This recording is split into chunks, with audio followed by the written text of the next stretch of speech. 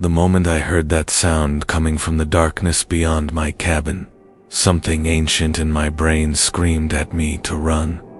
It wasn't a wolf, wasn't a coyote, wasn't anything that belonged in the natural order of things. It was human vocal cords, being used in a way they were never meant to be used, a warbling shriek that rose and fell like a question being asked in a language older than words. I'd been staying in my grandfather's hunting cabin in the Greenbrier wilderness of West Virginia for 3 days, and in those 3 days, I'd learned that the forest had rules I didn't understand. The sound came again, closer this time, and I watched through the frosted window as the December woods seemed to hold their breath. Before we begin, please consider subscribing, and don't forget to like the video and share it with your close friends and family. I would also love to hear where you are listening from. Thank you all for the support. It truly means a lot to me. Now, let's start. I'd come up here to clear my head after my divorce, thinking isolation would give me perspective. The cabin sat 12 miles from the nearest paved road, accessible only by a deteriorating fire trail that my Jeep barely managed. My grandfather had died 6 months earlier, and the property had sat empty through the fall, collecting silence and shadows. When I arrived on a Thursday afternoon, the temperature was already dropping into the 20s, and the weather report on my phone before I lost signal had warned of a cold front moving in from Canada. I'd stocked up on supplies in Lewisburg, canned goods, propane, firewood, batteries, whiskey. Enough to last 2 weeks if I wanted. The isolation felt good at first, cleansing. Like the cold air was burning away the residue of arguments and lawyers and divided possessions. The first night passed without incident, just the ordinary sounds of a winter forest settling in for the long cold. I read by lamplight, drank too much, and slept deeply in the upstairs loft with the wood stove crackling below. The second day I explored the property, walking the perimeter my grandfather had, marked with faded orange tape decades ago. The woods were beautiful in their barrenness, the oak and maple branches creating intricate patterns against the slate sky. I found deer tracks near the creek, saw a red-tailed hawk perched in a dead pine, felt the weight of the world lifting from my shoulders. That night I made a fire in the stone pit outside, sat wrapped in a wool blanket, and watched the stars emerge in their impossible thousands. The Milky Way stretched across the sky like a river of light, and for the first time in months, I felt something close to peace. But on the third night, as I was heating soup on the propane stove, I heard footsteps on the porch. Not the soft pad of a deer or the scratch of a raccoon. Human footsteps, deliberate and slow, moving from one end of the porch to the other. I froze with the ladle in my hand, listening to the boards creak under weight, hearing the rhythm of someone walking back and forth, like they were pacing or patrolling. The cabin had no cell service, no landline, no neighbors. Within shouting distance, I was alone out here in a way that city people never truly understand. Alone in a way that meant if something happened, if someone meant me harm, there would be no help coming. I set down the ladle as quietly as possible and moved to the window, pressing myself against the wall so I could peer out without being seen. At first, I saw nothing. Just the porch boards glazed with frost in the moonlight, the rocking chair my grandmother had loved sitting motionless. But then movement caught my eye, a shape near the far end of the porch, something that resolved slowly into the outline of a person. They were crouched low, impossibly low, their spine bent in a way that seemed wrong. They were naked despite the cold, their skin pale as bone in the dim light, and they were sniffing the porch railing like a dog tracking a scent. Long matted hair hung over their face, and their fingers, their fingers were too long, the nails dark and curved like claws. They moved with a twitchy, jerking motion, all wrong angles and unnatural pauses. And as I watched, frozen in pure, primal terror, they lifted their head and looked directly at the window where I stood. I couldn't see their eyes, but I felt them. Felt the weight of that gaze like a physical thing, assessing, calculating, hungry. For a moment that stretched into eternity, we stared at each other through the glass, predator and prey, and then they opened their mouth, and that sound came out. That howling, warbling shriek that wasn't quite human, but came from human vocal cords. It was a call, I realized, a signal, and from the darkness of the forest beyond, other voices answered. 3 of them, maybe 4, scattered through the trees, calling back and forth in that horrible language. The thing on my porch straightened, slowly, rising to its full height, and I saw that it had been human once. The structure was there, the basic architecture of humanity, but something had stripped away everything that made it a person and left only the animal beneath. I backed away from the window and grabbed my grandfather's rifle from where it leaned against the wall. My hands were shaking so badly I nearly dropped it. The footsteps on the porch had stopped, but I could hear movement around the cabin now, circling, testing. Something scraped against the back door, a slow, deliberate sound like fingernails on wood. Another sound came from near the propane tank on the east side, a snuffling investigation. They were surrounding the cabin, these things, these people, who weren't people anymore, and I understood with perfect clarity that I was being hunted. The wood stove was still burning, casting dancing shadows on the walls, and in those shadows I could see movement outside every window, shapes pressing close. Watching, I killed all the lights and crouched in the center of the room, rifle raised, trying to watch every angle at once. My breath came in short gasps. Fogging in the cold air, I realized the temperature inside was dropping, the fire burning low. I couldn't tend it without exposing myself to the windows. Couldn't do anything but wait and listen to them moving outside, their movements becoming more agitated, more aggressive. Something hit the front door hard enough to rattle the frame. Then again and again, a rhythmic pounding that grew in intensity. They were testing the barrier, learning its weaknesses. The windows were old, single-pane glass with simple latches. The door was solid, but the frame was ancient pine. If they really wanted in, I realized it was only a matter of time. Then, as suddenly as it had begun, the assault stopped. The pounding ceased, the scraping and snuffling went silent, and the forest fell into a stillness so complete it felt like the world had ended. I stayed frozen, barely breathing, rifle trained on the door, waiting for the next move. Minutes passed, maybe hours, time losing all meaning in that suffocating quiet. My legs cramped from crouching, my arms ached from holding the rifle steady. But I didn't dare move. Just before dawn, when the first gray light began to seep through the windows, I heard them leaving. Not footsteps exactly, but the sound of bodies moving through brush, breaking branches, fading gradually into the distance.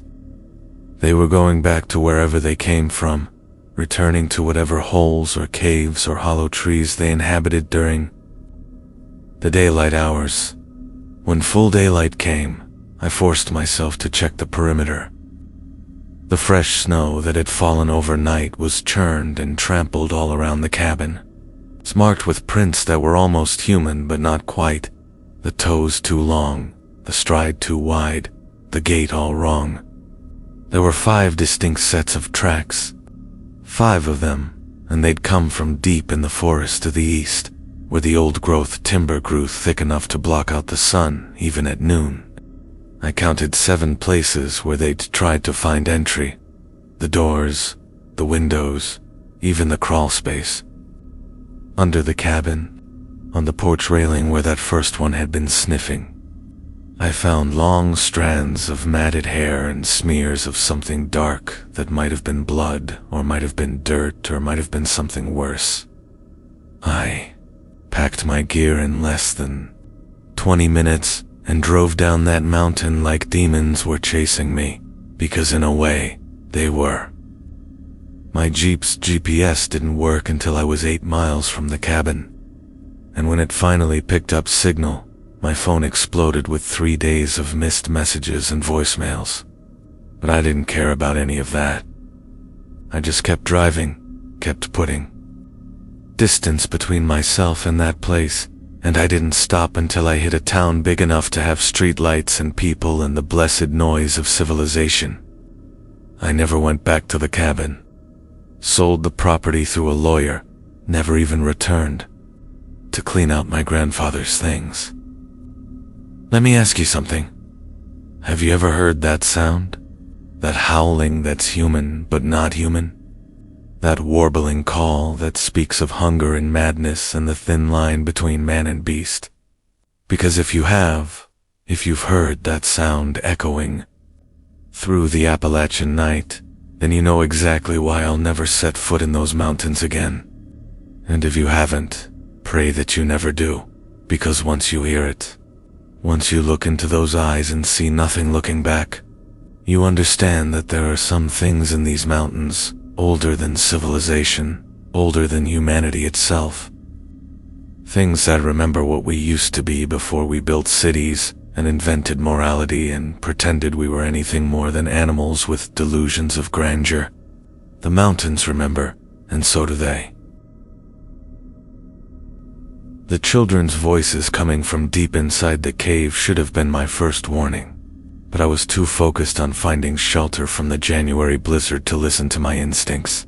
I'd been hiking the Pisgah National Forest in North Carolina, doing a solo winter camping trip that my ex-girlfriend had said would be character building, when the weather turned with a vengeance I hadn't anticipated. The forecast had called for light snow, maybe 3 inches. But what arrived instead was a white wall of wind and ice that reduced visibility to nothing and turned the trail markers into meaningless suggestions buried under drifts. My GPS had died hours ago. My phone was at 15% battery with no signal, and the temperature had dropped so fast I could feel my exposed skin going numb within minutes. When I saw the dark mouth of the cave opening in the hillside, partially hidden behind a curtain of ice-covered vines, it felt like salvation. The entrance was narrow, barely wide enough for me to squeeze through with my pack, but once inside, it opened into a chamber the size of a small house. The temperature difference was immediate and profound, not warm, but protected from the cutting wind, dry and still compared to the chaos outside. My headlamp beam swept across limestone walls, streaked with minerals, revealing a passage that led deeper into the mountain. I could hear water dripping somewhere in the darkness, that eternal underground percussion that meant I wouldn't die of thirst if I got trapped by the storm. I dropped my pack and started setting up my emergency shelter, a reflective bivy sack that would trap my body heat and keep hypothermia at bay. My hands were so cold they barely functioned, the fingers stiff and clumsy as I worked. That's when I heard the voices. At first I thought it was the wind playing tricks, the storm outside creating audio illusions in the cave's acoustic chambers. But as I stopped and listened, really listened, there was no mistaking it. Children's voices, high and clear, singing. Something that might have been a nursery rhyme or might have been nonsense, echoing up from somewhere deep in the cave system. The hair on my neck stood up because there was no reason, no logical explanation for children to be this deep in the wilderness during a blizzard. No responsible parent would bring kids out here. No school group would be camping in January, which meant either I was hallucinating from early-stage hypothermia, or something very wrong was happening in the darkness beneath me. I called out, my voice cracking from cold and fear. "Hello? Is someone there?" Do you need help? The singing stopped immediately, cut off mid-phrase like someone had pressed the pause button. The silence that followed was worse than the singing had been. A waiting silence, an aware silence. Then came the sound of movement, not the running footsteps of children, but a slithering, scraping sound, like something heavy being dragged across stone. Multiple somethings, moving toward me through passages I couldn't see. My headlamp beam didn't penetrate far enough to show me what was coming, but I could hear it getting closer, accompanied now by a wet breathing sound and the occasional clicking that might have been teeth or nails on rock or something I didn't want to identify. Every survival instinct I had screamed at me to run, to take my chances with the blizzard, rather than stay here with whatever was approaching from the depths. But I'd seen people die in winter storms, seen the frozen bodies of hikers who'd made bad decisions in moments of panic. Going back out there meant certain death within hours. Staying here meant facing whatever was coming up from below. I grabbed my ice axe, the only real weapon I had, and backed against the cave wall where I could see both the entrance and the passage leading deeper. The movement sound stopped about 20 feet into the darkness, just beyond where my light could reach. For a long moment, nothing happened, just that breathing and the occasional clicking, and then one of them stepped into the light. It had been a child once. The size was right, maybe 7 or 8 years old, but that's where any resemblance to humanity ended. It moved on all fours, its spine bent and twisted into a shape that allowed for faster movement in the low passages. Its skin was pale as cave fish, almost translucent, and I could see the network of veins beneath like a map of madness. The face was the worst part. The eyes were huge and reflective, adapted to darkness like a nocturnal predator's eyes, and the mouth hung open to reveal teeth that had been filed or worn down to sharp points. It wore the tattered remains of clothing, a filthy t-shirt with a cartoon character I almost recognized, and its hair hung in matted ropes caked with mud and worse things. As it stared at me with those alien eyes, it tilted its head and smiled. And that smile was the most terrible thing I'd ever seen because it was so clearly calculated. So obviously a learned behavior it was using to manipulate me. "Help us," it said in a perfect child's voice, high and sweet and absolutely wrong. "We're lost. We're so cold. Please help us." Behind it, in the darkness, I could see movement. Loom more of them, crouching in the shadows, watching, waiting to see if I would fall for the trick. I'd read about this, about feral children and how they could mimic speech without understanding it, parroting back words and phrases they'd heard. But this felt different, more intentional, more aware. This thing knew exactly what it was doing. It was using the voice like bait, the way an angler fish uses its lure. "Come with us," it continued, taking a step closer. "We have food. We have fire. It's warm down there. Safe." The others began to emerge from the passage behind it, 4 more of them, ranging in size from toddler to teenager, all with that same pale skin and those same terrible eyes. They moved in a coordinated way that spoke of pack behavior, of hierarchy and communication systems beyond human language. "Stay back," I said, raising the ice axe. My voice sounded weak and pathetic, even to my own ears. The first one laughed, a sound like breaking glass, and the others joined in, ped their laughter echoing and overlapping until it filled the cave with a cacophony of childish glee gone wrong. They began to circle me, moving with that same slithering gait, staying just out of reach of my weapon. They were testing me, I realized, checking my reflexes, my fear response, looking for weaknesses. One of them darted in suddenly, moving faster than anything human should move, and swiped at my leg with filthy nails. I swung the axe and it retreated, chittering in what might have been anger or amusement. Blood welled from 4 parallel scratches on my shin, and the smell of it made them all go still. Noses lifting to scent the air. That's when I understood that they were going to kill me. Not quickly, not mercifully, but slowly, wearing me down until exhaustion made me vulnerable. They had time. They had numbers.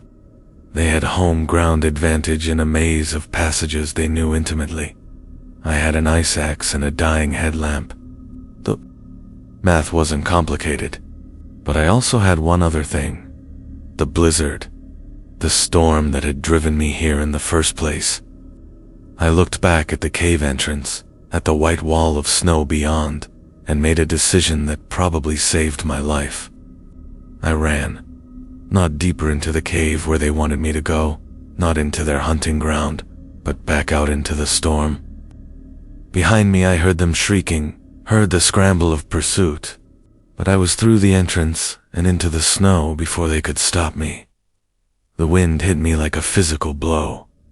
The cold so intense, it felt like being plunged into ice water. I couldn't see more than a few feet ahead, had no idea which direction led to safety, but I ran anyway, stumbling through drifts, using the last of my phone's battery to light the way. Behind me, at the cave entrance, I could hear them screaming. Not following, I realized. Not coming out into the light and the cold. They were creatures of the deep dark now, whatever they'd been before, and the winter world above was as alien to them as their cave was to me. I ran for what felt like hours, until my lungs burned and my legs gave out and I collapsed face first into a snowdrift. When I finally looked up, shaking and hypothermic and maybe dying, I saw lights. A ranger station, impossibly, miraculously, standing solid and real less than 100 yards away. They found me half frozen on their doorstep, raving about cave children and dead eyes and voices in the dark.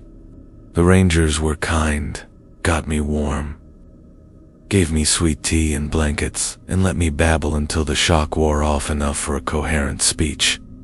When I finally told them about the cave, about what I'd seen, they exchanged looks that said they'd heard this story before. One of them, an older man with a weathered face and sad eyes, told me that people went missing in these mountains every year. Hikers, campers, children who wandered too far from their families. Sometimes they found bodies, sometimes they didn't find anything at all, and sometimes, very rarely, they found evidence of people living wild in the cave systems, sleeping in filth, eating things humans weren't meant to eat, losing everything that made them human except the shape. Best not to talk about it, he said quietly. People don't want to believe it's possible, but you and I, we know different, don't we? I never went back to identify the cave, never gave them a location that would let them search. What would be the point? Those things down there had been people once, children who got lost or were abandoned or ran away and found that the mountain had its own way of adopting the forsaken. You can't rescue something that doesn't want to be rescued, can't save something that's adapted so completely to darkness that the light would kill it. Sometimes, late at night, I still hear that singing in my dreams. Those high, clear voices calling from the deep places, singing their nursery rhymes in the endless dark. And I wake up grateful, so grateful, that I chose the storm over the cave. The known death over the unknown horror. Because there are worse things than freezing in a blizzard. So much worse. The first time I saw the handprints, I thought they were part of the trail markers. Maybe some artistic addition by local hikers marking the path up Blood Mountain in northern Georgia. They were painted in rust-red clay on the white blazes of the Appalachian Trail, small palm prints with elongated fingers. Dozens of them overlapping each other in patterns that might have been beautiful. if they hadn't filled me with such inexplicable dread. It was late February, that dead time between winter and spring when the mountains are brown and skeletal, when hikers are few and the trails are muddy and slick with half-frozen runoff. I'd been section hiking the AT for 3 weeks, covering 20 miles a day, sleeping in shelters or my tent, eating cold food because I was too tired at night to bother with my stove. The solitude was exactly what I'd needed after my father's death.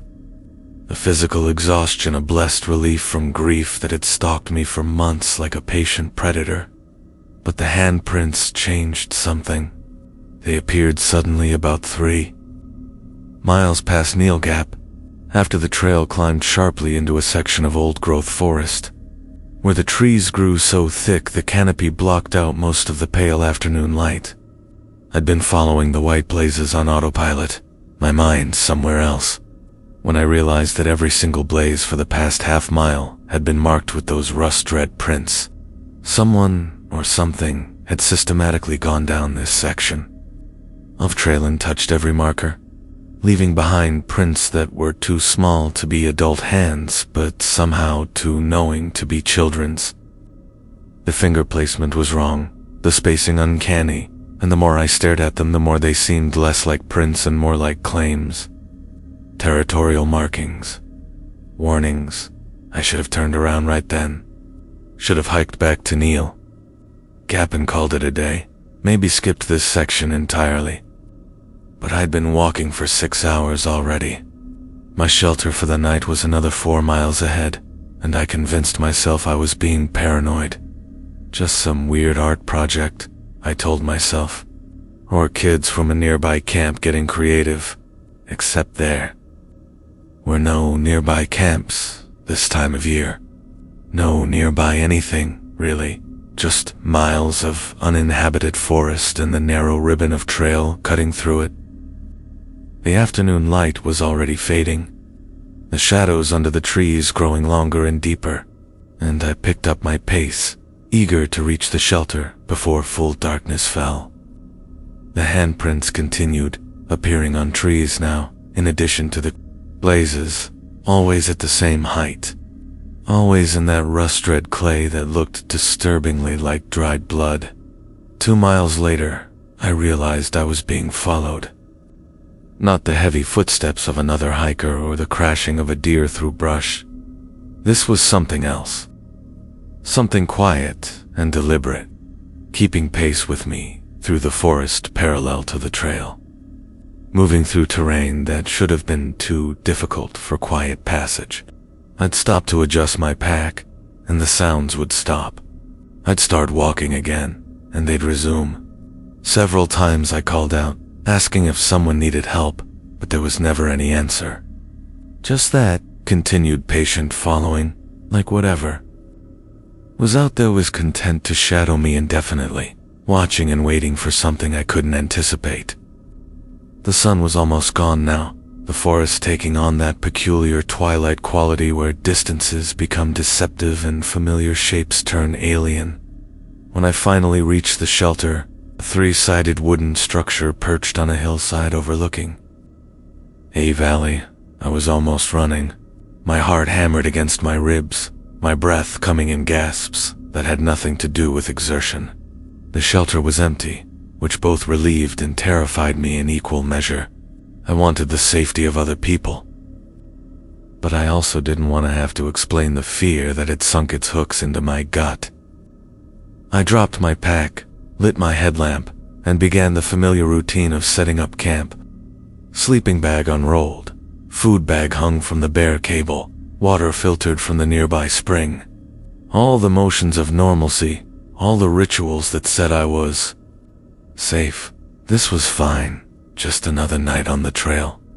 But my hands were shaking and I kept looking over my shoulder at the darkness pressing against the shelter's open side. Full darkness came, and with it came the sounds. Not from one direction, but from all around the shelter, circling in the forest beyond my headlamp's reach. Footsteps, dozens of them, moving through the underbrush with that same deliberate quietness. Occasionally I'd catch movement in my peripheral vision, a pale shape flitting between trees, but when I turned my light that direction, there was nothing. Just tree trunks and shadows and the blank stares of a forest that suddenly felt less like wilderness and more like audience. They were watching me, I realized, had been watching me for hours, probably since I first saw those handprints. Studying me, deciding something. The shelter's logbook sat on the wooden bench, and I opened it with trembling fingers, hoping for some explanation. Some previous hiker's account that would make sense of this. The entries were sparse this time of year, maybe one every few days, but as I read through the most recent ones, a pattern emerged. Multiple hikers mentioning feeling watched. Someone describing handprints on the blazes. One entry, dated 5 days ago, simply said, "Don't stay at this shelter. Don't stop moving after dark. They count us." The writing was shaky, the pen pressing hard enough to tear through the paper in places. Below it, in different handwriting, but equally urgent, someone had written, "Saw them. Children but wrong. So wrong. Eyes that catch the light. Moving on all fours. Please someone do something." And below that, in handwriting so small I had to squint to read it. I counted 23 of them last night. They stood just outside the shelter in a circle and stared at me until dawn. I think they were once us. I slammed the logbook shut and grabbed my pack, my decision made in an instant. I was leaving, right now, in the dark, breaking every rule of trail safety, because staying here was not an option, not with those entries burning in my mind and those sounds circling in the darkness. I shouldered my pack and stepped out of the shelter, headlamp beam cutting through the night. They were there, all of them, standing in a ring around the shelter exactly as the logbook had described, maybe 30 feet away, just at the edge of where my light faded into darkness. I couldn't count them all, couldn't process what I was seeing in that moment of pure animal terror. They stood on 2 legs, but their posture was wrong, hunched and crouched like sprinters at the starting line. Their skin was pale and filthy, their clothes reduced to rags, and their hair hung in long matted tangles that hid their faces. But I could see their eyes, dozens of pairs of eyes, reflecting my headlamp beam like a wolf's eyes reflect firelight, watching, waiting. One of them took a step forward, then another, and that broke the spell. I ran, not back down the trail. I'd come up, but forward, deeper into the mountains, because turning back meant running through them, and I couldn't force myself to close that distance. My pack bounced against my back, my lungs burned, my legs pumped mechanically through terrain that was trying to kill me in the darkness. Behind me I could hear pursuit, the sound of bodies moving fast through the forest, branches breaking, leaves rustling. They were faster than me, more agile in this environment, but I had fear and adrenaline and the knowledge that stopping meant becoming whatever they were. The trail twisted and climbed, and I followed it blindly, trusting the white blazes to guide me even as my headlamp battery weakened and the darkness pressed closer. I don't know how long I ran. Hours, maybe? Long enough that eventually the sounds of pursuit faded and I was alone again in the frozen February night, gasping and shaking and possibly hypothermic. When I finally collapsed, unable to take another step, I found myself on a forest road, gravel under my hands, tire tracks pressed into mud. Civilization. I followed it in the darkness. A house, a real house, with smoke coming from the chimney and cars in the driveway.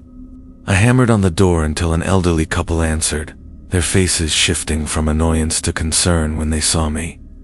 They called 911, wrapped me in blankets, gave me hot chocolate I couldn't drink, because my hands were shaking too badly. When the EMTs arrived, they checked me over and declared me physically fine, just exhausted and mildly hypothermic. The police asked questions I couldn't really answer. What had I seen? What did I run from? I told them about the handprints, about the sounds in the forest, but I couldn't make myself describe what I'd seen circling the shelter. Couldn't put into words something that defied rational explanation. Later, after they'd gone and the couple had put me in their spare room, the old man came and sat on the edge of the bed. "You saw them, didn't you?" he said quietly. "The wild ones."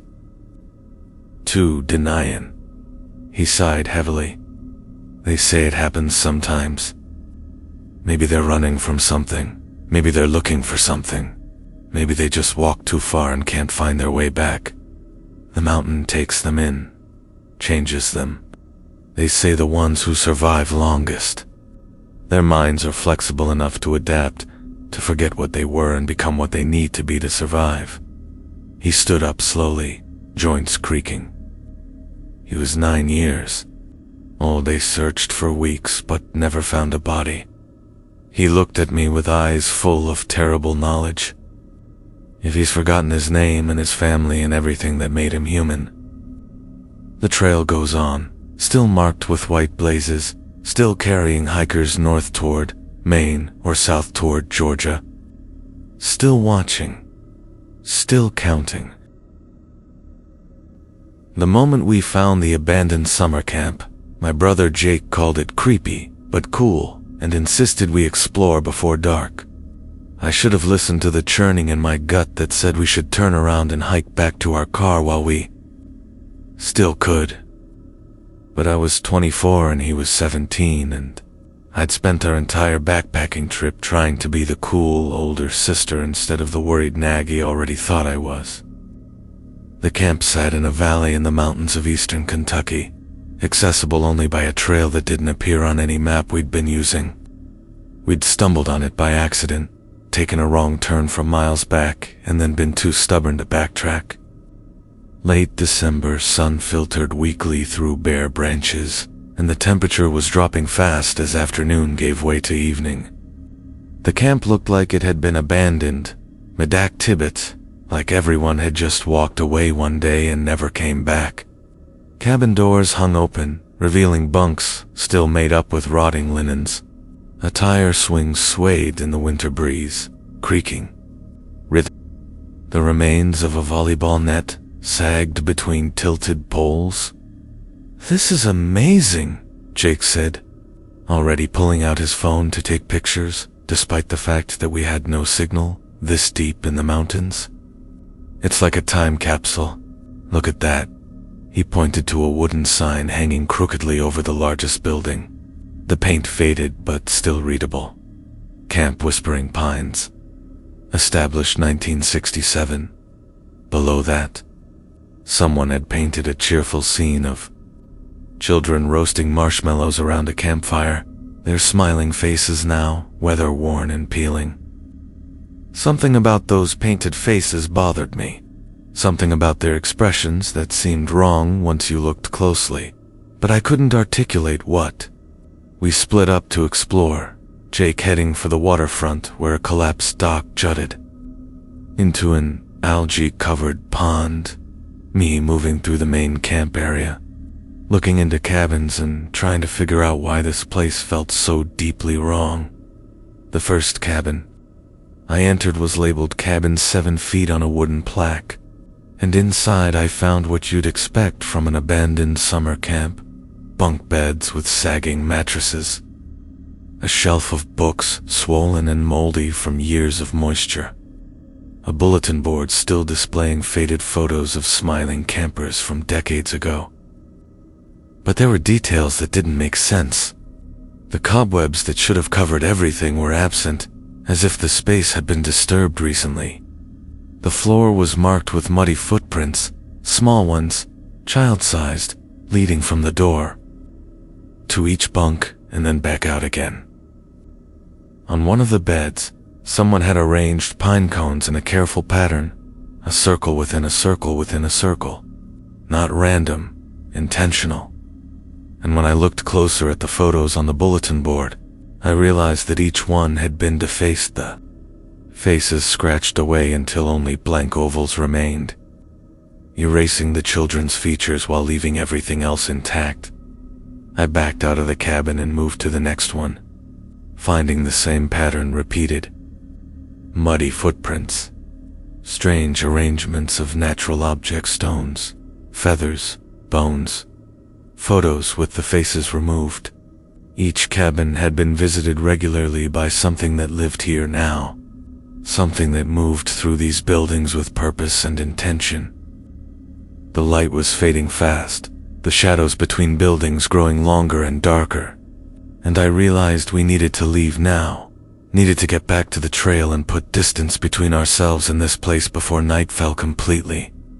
"Jake," I called, hearing my voice crack with barely suppressed panic. "We need to go. Now." But there was no answer. Just the creaking of that tire swing and the rustle of dead leaves skittering across the clearing in the cold wind. "Jake!" I shouted again, louder, and started running toward the waterfront where I'd last seen him. I found his backpack first, lying on its side near the collapsed dock, contents spilled across the ground. His phone was there, screen cracked like it had been dropped or thrown. His water bottle, his trail map, but no Jake. The pond was dark and still, its surface covered with a film of decay, and the dock extended maybe 20 feet before disappearing into the murky water where it had rotted through and collapsed. No signs of struggle, no obvious evidence of where he'd gone, just his abandoned gear and the silent, watching forest. "This isn't funny, Jake," I yelled, scanning the tree line. "We need to leave." Part of me was convinced this was his idea of a prank, that he was hiding somewhere waiting to jump out and laugh at my fear. But the part that had been uneasy since we found this place knew better, knew that something was very wrong here. That's when I heard the singing. Children's voices, high and clear, coming from the woods beyond the cabins. Not one voice but many, singing in a round the way kids do at summer camp, their words overlapping and echoing. "Make new friends but keep the old. One is silver and the other gold." The same song I'd sung at Girl Scout camp 20 years ago. The same tune that should have been nostalgic and sweet but instead raised every hair on my body in primal warning. Because the voices were wrong somehow, too perfect, too synchronized, missing the human imperfections that would make them real. They sounded like a recording of children singing, played back on old equipment in an empty building. And they were getting closer. I grabbed Jake's backpack and ran back toward the center of camp, my brain screaming at me to leave his stuff and just get out. But I couldn't abandon his things, couldn't abandon the hope that he was okay and would need him. The singing stopped the moment I reached the clearing where all the cabins converged around a central fire pit. In the silence that followed, I heard movement all around me, the sound of many bodies settling into position in the darkness. Between buildings, they'd been hurting me, I realized, pushing me back to the spot with their singing, cutting off my escape routes one by one. The last of the daylight was gone now, and my headlamp beam seemed pitifully small against the gathering darkness.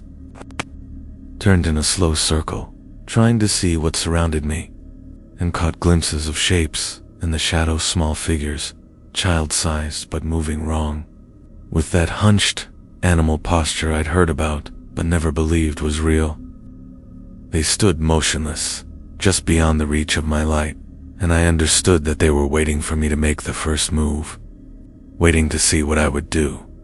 Then I saw Jake. He was standing near cabin 4, his back to me, completely still. Relief flooded through me so intense it made my knees weak. Jake, thank God. We need two, but he didn't turn around. didn't respond to his name. Just stood there facing the cabin wall, and as I got closer I could see that something was wrong with the way he was standing. Too rigid, too perfect. Like a mannequin that had been positioned there. "Jake," I said again, quieter now, reaching out to touch his shoulder. The moment my fingers made contact, he spun around, and what I saw nearly stopped my heart. It wasn't Jake. It looked like Jake from behind, same height, same build, same jacket. But the face was wrong. Subtly, terribly wrong. The features were too smooth, like they'd been molded from clay by someone who had a general idea of what a face should look like, but had never actually seen one. The eyes didn't blink, didn't focus, just stared with a flat emptiness that no living thing should possess. And when it opened its mouth, Jake's voice came out, but the lips didn't move quite right with the words. "We could stay here. Join them. They've been alone so long." I stumbled backward, nearly falling, and the thing that looked like Jake took a step toward me. Around the clearing, the other shapes began to move in closer, abandoning their hiding places now that the game was over. I could see them clearly. In my headlamps, beam children, or what had once been children, their features rough and strange, like they'd been worn away by time and madness. They wore a mixture of modern and ancient clothing, some in hiking gear that might have been from the last decade, others in rotting camp t-shirts from the 60s and 70s. They'd been collecting people here, I realized with horror. Decades worth of lost hikers and vanished campers, taking them and keeping them and somehow making them into whatever these things were. "Where's my brother?" I demanded, trying to sound brave, despite the terror threatening to overwhelm me. "Where's Jake? The real Jake?" The thing tilted its head, considering.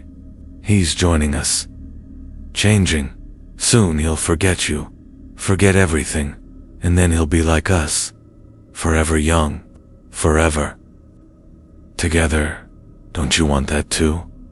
Don't you want to stay?" The circle of figures moved closer. Close enough now that I could smell them decaying in earth and something worse. Something chemical and wrong. "We've been here so long," one of them said in a voice like dead leaves. "So lonely. So forgotten. But you found us. You came to us, like all the others." They reached out with hands that had too many joints. Fingers that bent in directions fingers shouldn't bend. And I knew that if they touched me I would become like them, would lose everything. That made me myself and transform into another hollow copy waiting in the darkness. I ran. Not toward the trail we'd come in on, because they'd be expecting that, but through the gap between cabins, into the forest beyond, trusting speed and panic to carry me through terrain I couldn't see. Behind me I heard them following, heard their strange voices calling out in Jake's voice, and my mother's voice, and the voices of people I'd known who had died. Come back, we just want to play, just want a friend, just want you to stay forever." But I didn't stop, didn't look back, just kept running until my lungs burned and my legs gave out, and I collapsed in the darkness, miles from anywhere. When morning came, when I finally found the trail and stumbled back to our car and drove straight to the police station in the nearest town, they looked at me like I was crazy. There was no Camp Whispering Pines in any of their records. No missing persons cases matching Jake's description. When I led them back to where I thought the trail had been, we found nothing but unbroken forest, no sign that anyone had walked there in years. No abandoned camp, no tire swing, no Jake. The police eventually filed him as a runaway, despite my protests. My parents blame me for not watching him better. And sometimes, late at night, I hear singing in my dreams, voices doing rounds, making new friends, and keeping the old, inviting me back to that place that doesn't exist on any map, inviting me to join them in forgetting everything I was, everyone I loved, and becoming another hollow thing waiting in the darkness for the next person who takes the wrong trail. I never found Jake, never saw him again, but sometimes I wonder if he's still there, standing between the cabins, wearing a face that looks almost like his own, waiting for another sister to come looking for her brother and never leave. The ranger who handed me the keys to the fire tower said only two things. Don't go down after dark, and if you hear them climbing the stairs, pretend you're asleep. Then he drove away in his truck, leaving me standing at the base of the old steel tower with my supplies for a month-long solo stint, watching for forest fires in the remote reaches of the George Washington National Forest. It was January, not exactly peak fire season, but the Park Service needed someone to occupy the tower while they did winter maintenance on the system, and I'd been stupid enough to volunteer. I was an art student doing a thesis on isolation, and Lenskiven, I'd convinced myself that a month alone on a mountaintop would give me the focus and inspiration I needed. The tower rose 100 feet above the ridge, a skeletal structure of steel girders and wooden stairs that creaked ominously in the wind. The cab at the top was maybe 10 feet square, all windows, furnished with a narrow bed, a propane stove, a desk, and the radio equipment for reporting fires. Minimal, Spartan. Perfect, I'd thought. The first week passed normally enough. I settled into a routine.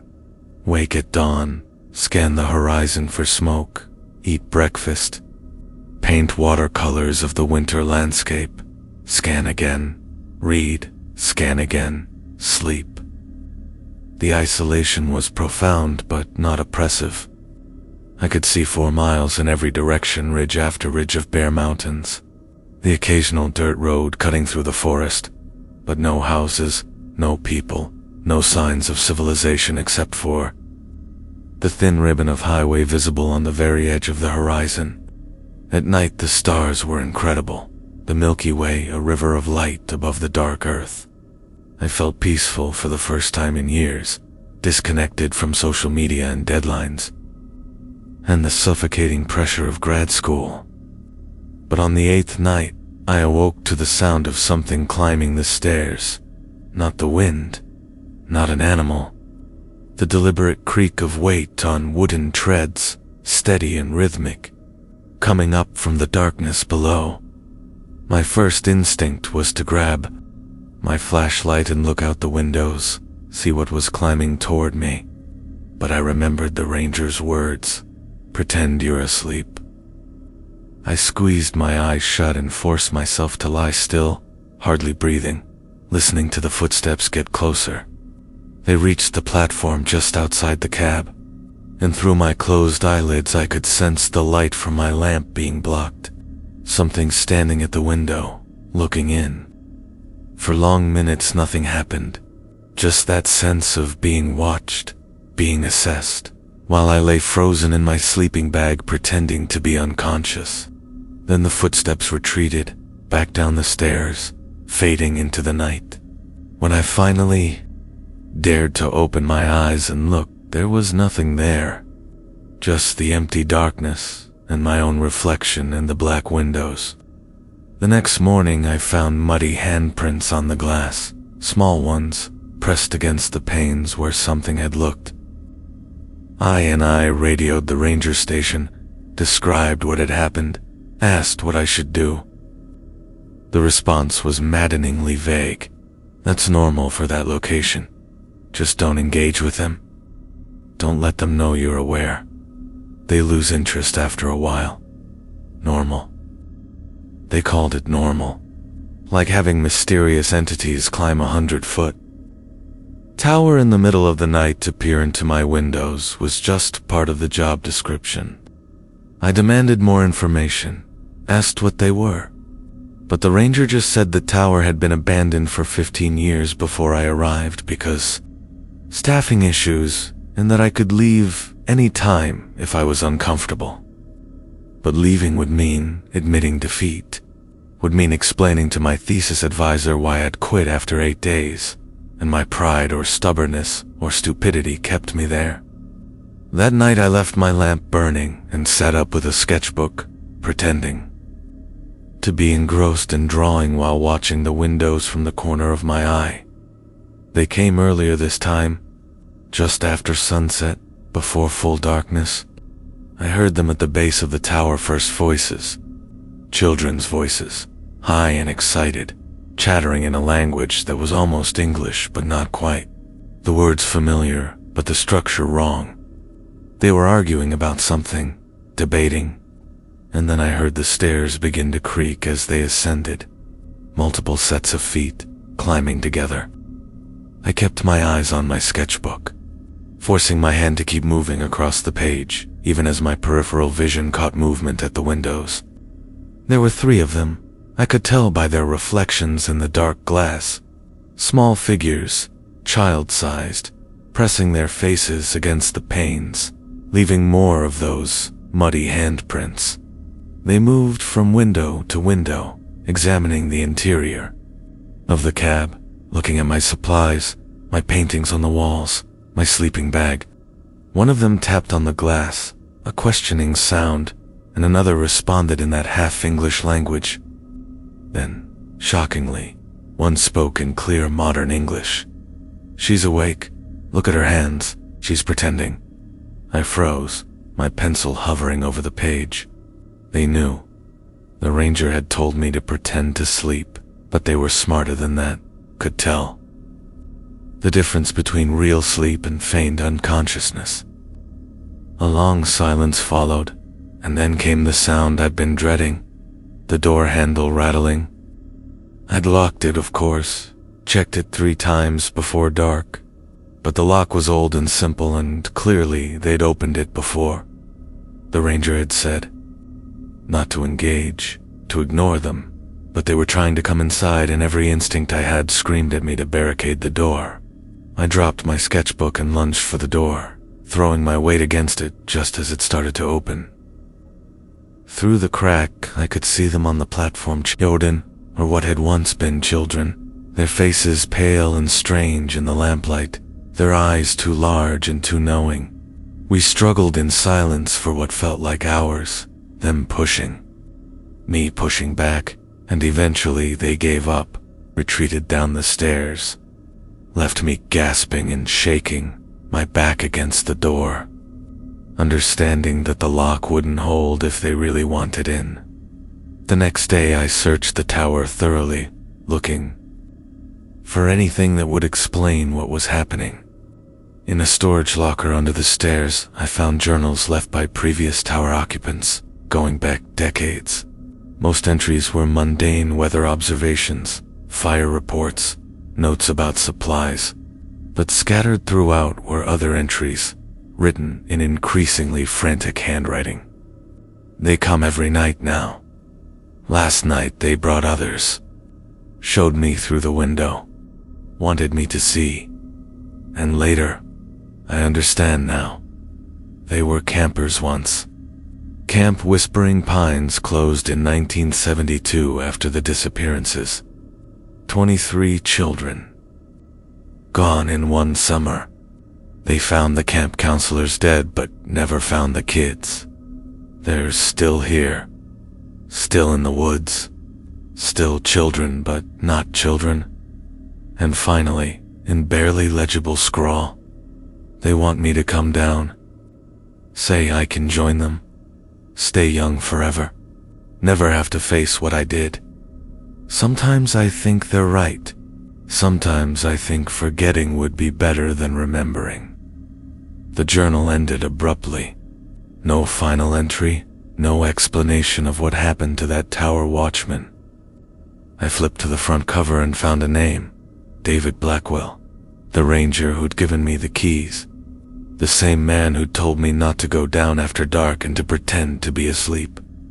He'd been here before, had dealt with them before, and had somehow gotten away, gotten free, only to return to work for the Park Service as if nothing had happened. I radioed him immediately, demanded answers, but all he said was, "You found my journal. Good, then you know what you're dealing with. The month will pass. They'll lose interest. Just don't go down after dark." But something in his voice was hollow, empty, and I understood that part of him was still up there. Still in that tower, still being visited by those things that climbed. Stairs in the darkness. They came every night after that.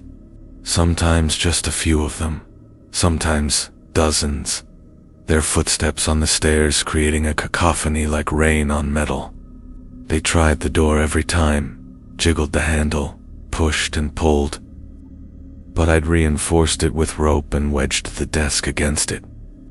They pressed their faces to the windows, leaving those muddy prints that I'd clean each morning only to find renewed each night. Sometimes they spoke to me, their voices carrying through the glass, offering things I tried not to listen to. "Come down and play. Come down and forget. We're lonely. We're cold. We want a friend. We want you to stay." Other times they just watched, silent and patient, their two large eyes reflecting the lamplight like an animal's eyes. I stopped sleeping, couldn't risk the vulnerability of unconsciousness. Instead, I painted obsessively, covering every surface of the cab with watercolors of their faces, trying to capture what I was seeing, trying to make sense of it through art the way I'd been trained to do. On the 28th night, 3 days before my month was up, they stopped coming. The stairs stayed silent, the windows clear of handprints.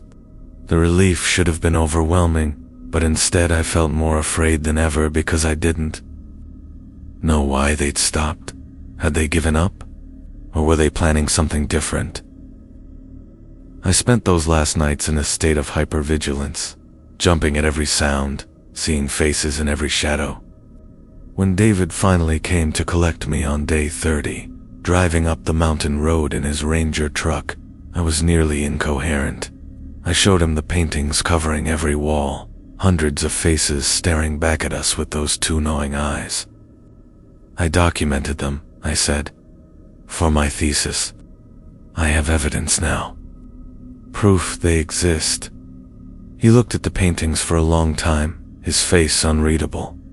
Then he said quietly, "Those will fade. The paint, I mean. In a few days, you won't be able to see the faces anymore. Just like memory fades, just like everyone who spends time up here eventually convinces themselves it was just isolation, just their mind playing tricks." He was right. By the time I got back to school, the paintings had deteriorated somehow. The features I'd so carefully captured becoming indistinct and blurred. Within a week they were just abstract smears of color. Meaningless. I tried to write about the experience, to document what I'd seen, but the words wouldn't come out right, couldn't capture the reality of it. My thesis advisor said my isolation project had been psychologically interesting but artistically unsuccessful, and suggested I pick a new topic. No one believed me about the children in the woods, the things that climbed the tower stairs. They thought I'd had a stress-induced breakdown, that grad school pressure had finally broken something in my mind. Maybe they're right.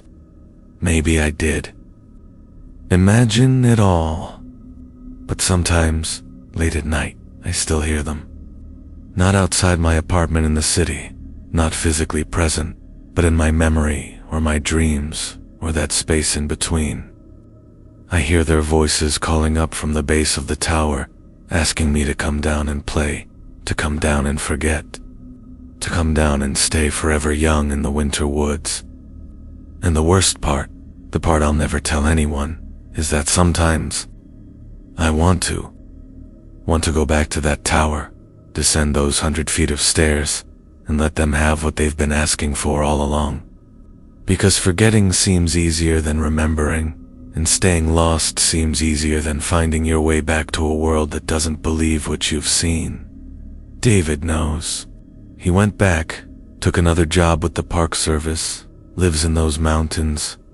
Still, sometimes I think about calling him, asking if he hears them too, if they still climb his dreams the way they climb that tower.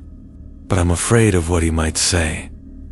Afraid he'll tell me yes, and that they never really stopped coming, that they're patient and persistent, and eventually everyone who meets them goes back, goes down after dark, joins them in the woods where childhood and madness are the same thing and time stops meaning anything at all. The ravine ended in a sinkhole where the creek disappeared underground into the limestone. No way forward, no way down. I turned, gasping, and saw them gathered at the narrow passage I'd just climbed through, blocking my return. They weren't hurrying, weren't chasing with urgency. They knew I was trapped, knew I had nowhere to go, and they were content to wait and watch me exhaust myself. "The gorge always wins," the ranger said, his voice echoing off the stone walls. "People fall, people get lost, people die. We're just the ones who stayed, who adapted, who found a way to survive in a place humans weren't meant to live. You can join us, learn our ways, forget your old life, or you can die. Those are the options." The gorge doesn't offer a third choice. I looked at the sinkhole, at the dark opening where the water disappeared into the earth. A cave system. It had to connect to something, had to emerge somewhere downslope. The opening was maybe 3 feet across, impossible to know how deep or where it led, but it was the only option left.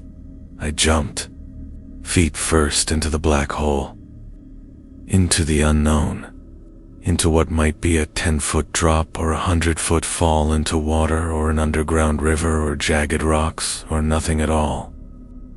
I fell through darkness, my scream absorbed by stone, and then I hit water so cold it felt like being electrocuted. The current caught me immediately, pulling me under, dragging me through passages too low and too narrow, scraping me against limestone walls in absolute darkness. I couldn't breathe, couldn't see, couldn't do anything but let the water carry me wherever it wanted to go, my lungs burning, my body going numb from cold. I was going to die here, drown in an underground river in the darkness. But somehow I kept hitting air pockets, tiny spaces where the cave ceiling rose enough to let me gasp a breath before being dragged under again. And somehow the current kept pushing me forward, instead of wedging me in a crack to die slowly over days. When I finally emerged, spat out of a culvert into daylight, I was 3 miles downstream from where I'd entered the ravine.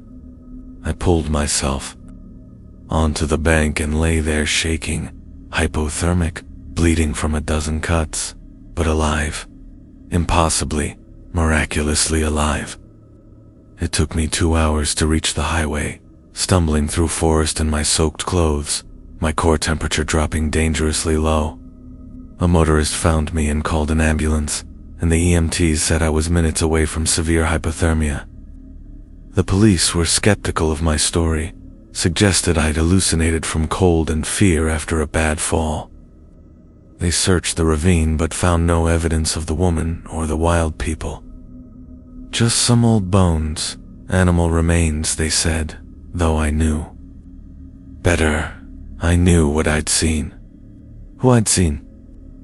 The ranger who'd spoken to me. I researched later and found a park ranger had gone missing in that area in 1987.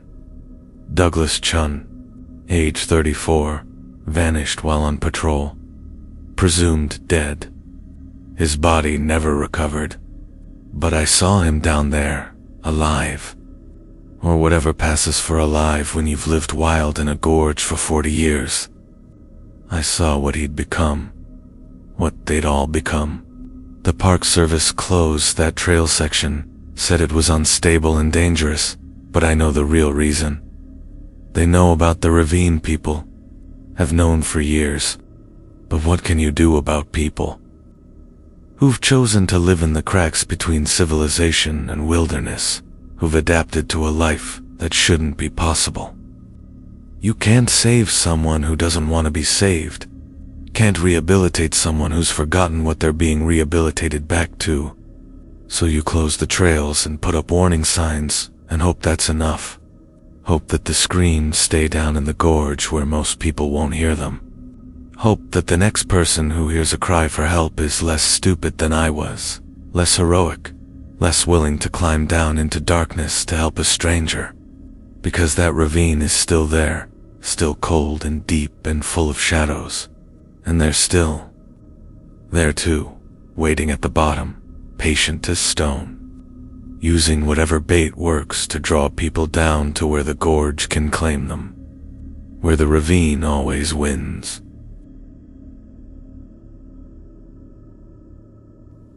The deer stand had been empty for years, my cousin assured me as we hiked toward it through the frozen December forest, a relic from when his grandfather had leased this section of private land in West Virginia for hunting, abandoned after the old man died and the family lost interest in maintaining it.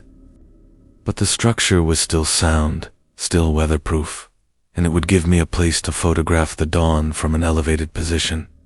Something my wildlife photography portfolio desperately needed. We reached it just as the afternoon light was failing, a wooden platform built 20 feet up in a massive oak tree, accessible by a ladder of boards nailed to the trunk. The blind itself was enclosed on 3 sides with weathered plywood, open to the east, with just enough room for 2 people to sit comfortably. "You sure you want to spend the night up there?" my cousin asked, looking doubtful. "It's supposed to drop below 0.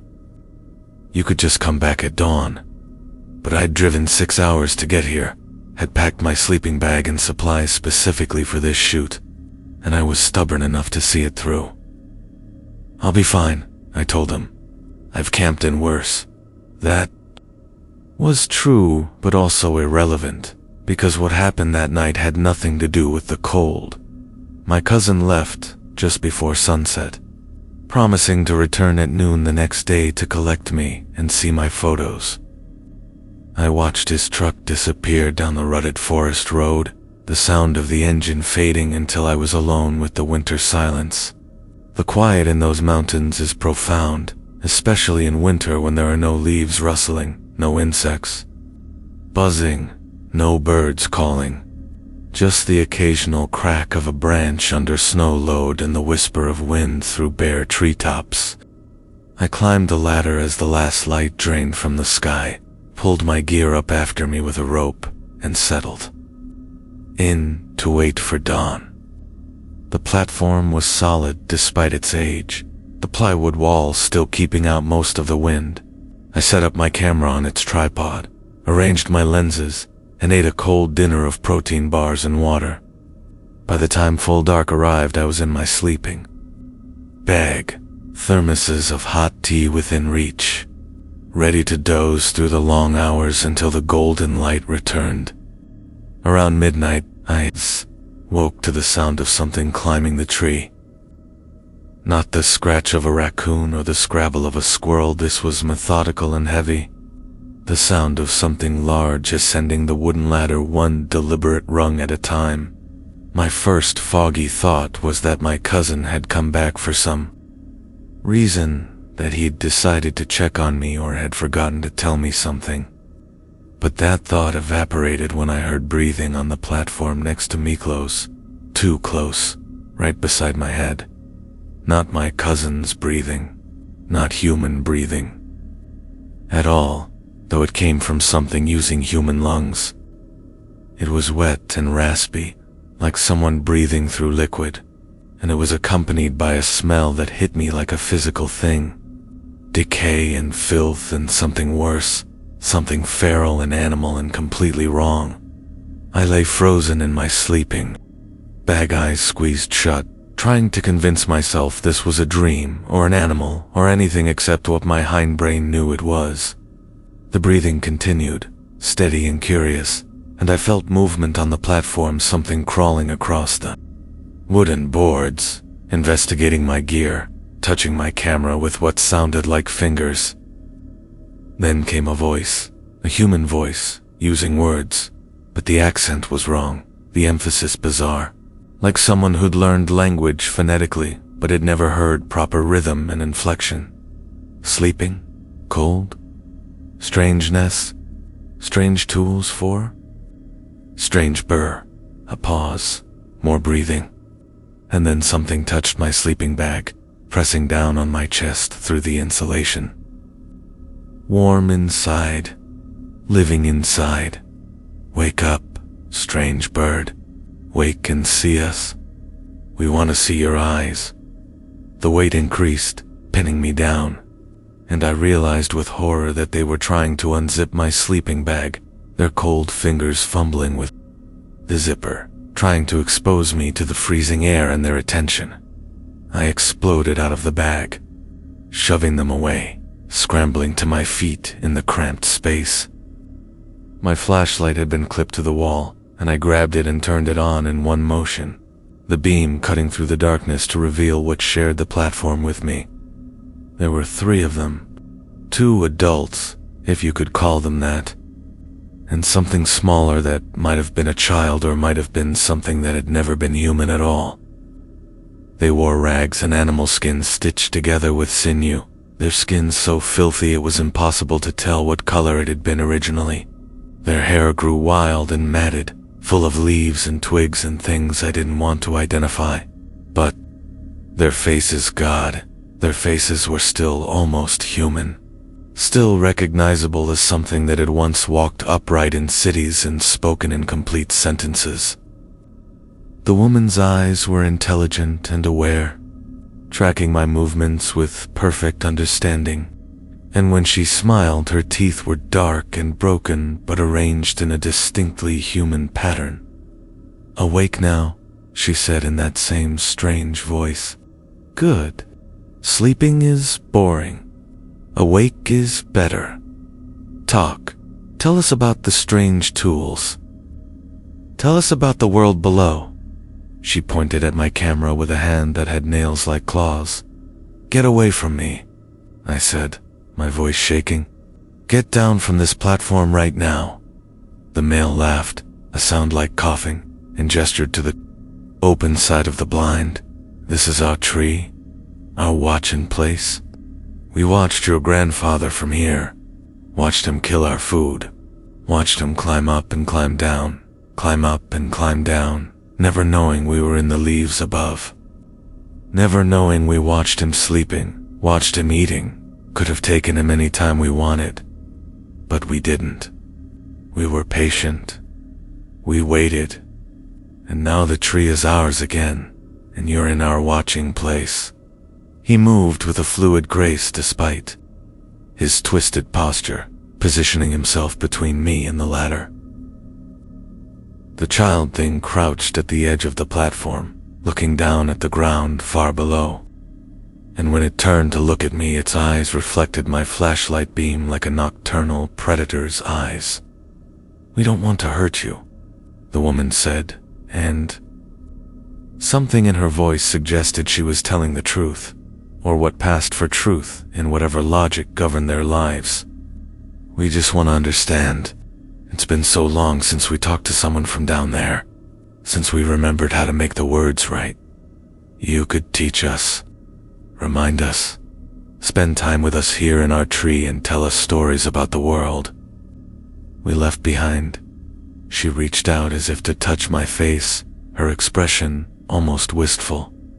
"Do you know what happens to people who live too long in the forest? Really live, not just camp. We forget our names, forget our families, forget why we came here in the first place. The forgetting feels good at first, like a weight lifting. But then it keeps going and we forget too much. Forget how to be anything except animals with language. We need reminders sometimes. Need someone to talk to who still remembers being human. That's why we didn't kill your grandfather. Why we let him use our tree. He reminded us what we used to be, even though he never knew we were there. The platform creaked ominously under our combined weight, a reminder that this structure was 20 years old and hadn't been designed to hold 4 people. "I'll talk to you," I said carefully, trying to keep my voice steady. "But not here. Not now. It's too cold and too cramped. Let me come down, make a fire, and we'll talk there. On the ground, where it's safer." They looked at each other, communicating in some way I couldn't perceive, and for a moment I thought they might agree. But then the male shook his head. "You'll run. Everyone runs. They say they'll stay, they'll talk, they'll help. But they always run back to their cars and their houses and their lies. We know. We've tried before. No, you stay. Here. You stay and talk until we're satisfied, until we remember enough of what we were. Then maybe we let you go. Maybe." The child thing made a noise like purring and pulled my camera closer. Its strange fingers manipulating the lens, clicking the shutter button, fascinated by the mechanism it didn't understand. "What do you want to know?" I asked, playing for time, trying to figure out how to get past the male blocking the ladder. "What do you want me to tell you?" The woman settled into a crouch, her eyes never leaving my face. "Tell us about music. We remember music existed, but not what it sounds like. Tell us about food that comes in packages. Tell us about electric lights and running water and all the things we gave up to live free. Help us remember if it was worth it, if what we gained was better than what we lost." So I talked. 4 hours I talked, describing everything I could think of about the modern world, making it as vivid and detailed as possible. I talked about concerts and restaurants and hot showers and central heating. I talked about smartphones and movies, and supermarkets and traffic jams. The whole time I was talking, I was slowly, incrementally, edging toward the ladder, trying to position myself for a desperate sprint down 20 feet of boards nailed to a tree trunk while being chased by people who'd lived in these trees for decades. Dawn was approaching, the first gray light seeping into the eastern sky, when the woman suddenly held up her hand for silence. "Enough," she said. "We remember now. Remember too much. Remember everything we ran away from, everything we wanted. To forget. You've done what we asked, given us back our memories, and now we hate you for it. Now we remember why we came here. Why we chose this, why forgetting was better than remembering." Her face twisted with something that might have been rage or grief or both. I was running from a husband who beat me. He was running from debts and jail. The child is ours, born up here in a cave, never saw the world below. And you've just made us remember that other life, made us feel everything we escaped. Why did you do that? Why did you make us hurt again?" She was crying now, tears cutting tracks through the grime on her face, and the male was making a low, keening sound that raised every hair on my body. I ran, shoved past the male while he was distracted by his own anguish, threw myself at the ladder, and climbed down so fast I barely touched the rungs. I hit the ground and kept running, leaving all my gear behind, leaving my expensive camera and lenses and sleeping bag, just running through the frozen forest with the dawn light barely enough to see by. Behind me I heard them coming down from the tree, heard them following, and for the first time their pursuit sounded truly predatory. They'd been curious before, almost gentle in their weirdness, but now they were angry or hurt or both, and I'd awakened something in them that couldn't be put back to sleep. I ran until my lungs burned and my legs gave out, and then I ran some more, following the dirt road my cousin would use to collect me, praying I'd meet him coming up before they caught me going down. I was still running when his truck came around. A curve, still stumbling forward in a panic-fueled shamble, and he almost hit me before slamming on the brakes. "What the hell happened?" he asked as I threw myself into the passenger seat. "Where's your gear?" "You look like you've seen a ghost." I told him to drive. Just drive. Get us out of here now. And he must have seen something in my face that convinced him not to argue. As we pulled away, I looked back through the rear window and saw them standing. On the road behind us, the woman, the man, the child, motionless in the dawn light, watching us go. The woman raised one hand in what might have been a wave or a goodbye or a curse. I never went back for my gear. Wrote it off as lost, filed an insurance claim, tried to forget the whole experience. My cousin sold the property the next year. Said he didn't want anything to do with that section of forest anymore, and I didn't ask him why. But sometimes I wonder about them, about that family who chose to live wild in the Appalachian Mountains. I wonder if they found peace again after I left, if they managed to forget what I'd reminded them of, or if my descriptions of the world below haunted them the way their faces haunt me, making them question their choice every day, making them remember everything they'd sacrificed and wonder if it was worth it. Sometimes I think I did them a kindness, giving them back their memories, reminding them of humanity. Other times I think I committed a cruelty worse than anything that had been done to them before, because there are things worse than forgetting. Sometimes remembering is the real curse. And sometimes the only way to survive is to become something that can't remember what it lost. I hope they found that forgetting again. I hope they're still up there in their trees, watching and waiting and living free from the weight of memory. But I suspect they're not. I suspect they remember everything now, and that remembering is killing them slowly, day by day, making them too human to survive as animals and too feral to return to civilization, caught between worlds, lost in a way that has nothing to do with not knowing which direction is home.